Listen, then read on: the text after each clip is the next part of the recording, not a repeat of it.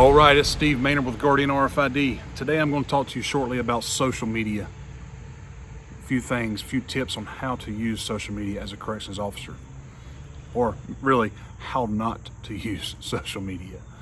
Number one, being friends with inmates or the individuals that are locked up. That's a big no-no.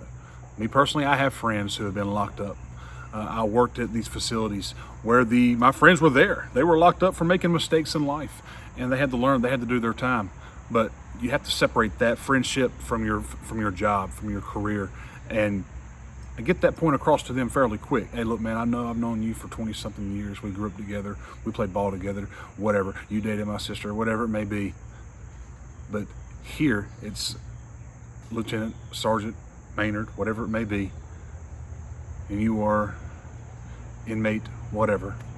You know, there's no disrespect there. It's just how we have to be. I can't show favoritism, so don't expect it, okay? So be careful being friends with inmates, even if they are friends you grew up with. Definitely don't be friends with individuals that you don't even know who are now incarcerated and they talk you into a friendship, and then you go and send them a friend request. No. Or they get out and you become friends. Be careful. There is huge safety risk there in doing so on social media. Number two, have the proper safety precautions settings on your social media, whether it's LinkedIn, Instagram, Facebook, you name it. You don't want just anyone to access your accounts, to see your pictures, to see where you live, to see what you've done in life, or see where you're currently at.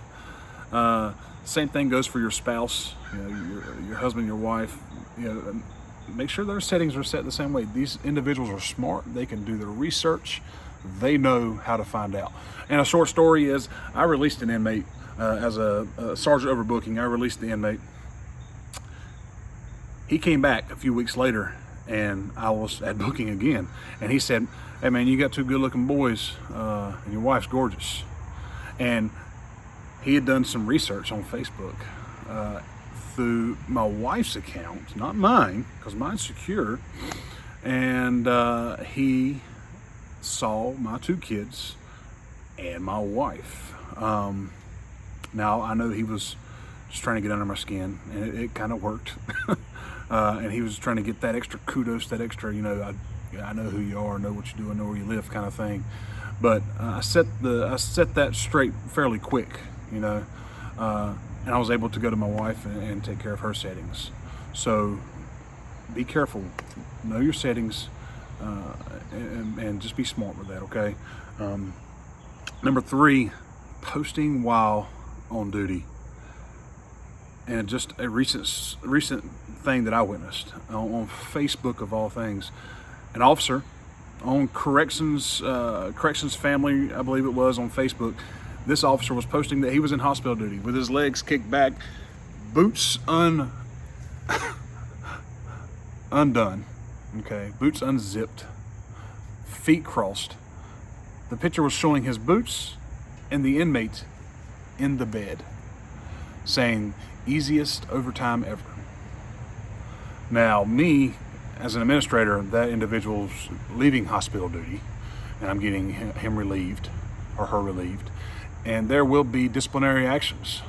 If they only knew the security risk that they put themselves and that individual and the individuals that are working at the hospital in.